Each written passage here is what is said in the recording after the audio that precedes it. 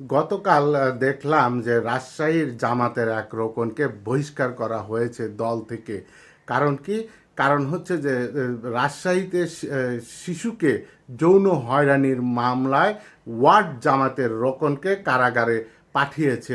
অনেকেই সোশ্যাল মিডিয়ায় লিখছেন যে কিছু কিছু জামাত নেতার ভাদ্র মাস চলছে।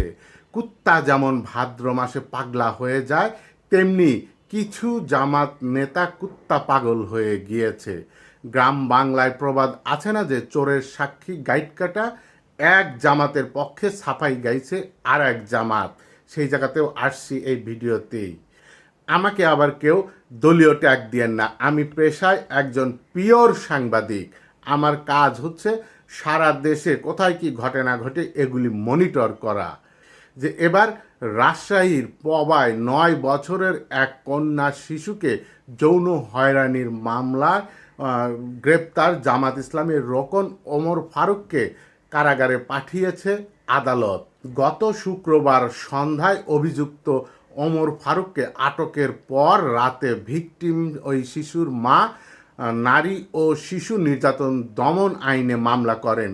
ওমর ফারুক জামায়াতের বড়গাছি ইউপি ৪ নম্বর ওয়ার্ডের রোকন, পেশায় গ্রাম্য চিকিৎসক, বাড়ি উপজেলার পাকারমাথা গ্রামে।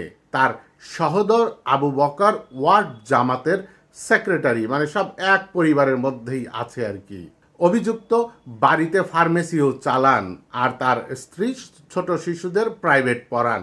এই অভিযুক্ত তার স্ত্রীর সঙ্গে শিশুদের প্রাইভেট পড়ান। গত ১২ জুলাই ভিকটিম শিশুটি ওমর ফারুকের বাড়িতে পড়তে যায়।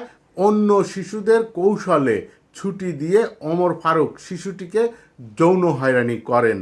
বাড়িতে ফিরে শিশুটির মায়ের কাছে ঘটনা জানানোর পর অভিযুক্তের বাবা মজিবুর রহমানকেও জানানো হয়।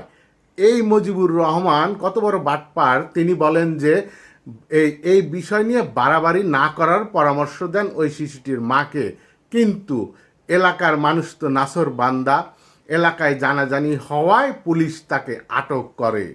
বড়গাছি ইউপি জামায়াতের আমির বলেন যে বিএনপির নেতারা ঘটনাটিকে বড় করছে।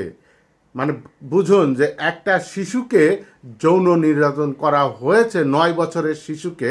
এই ঘটনা যখন প্রকাশ্য আসছে তখন বলছে যে বিএনপির নেতারা এই ঘটনাটিকে বড় করছে। মানে কত বড় বদমাইশ!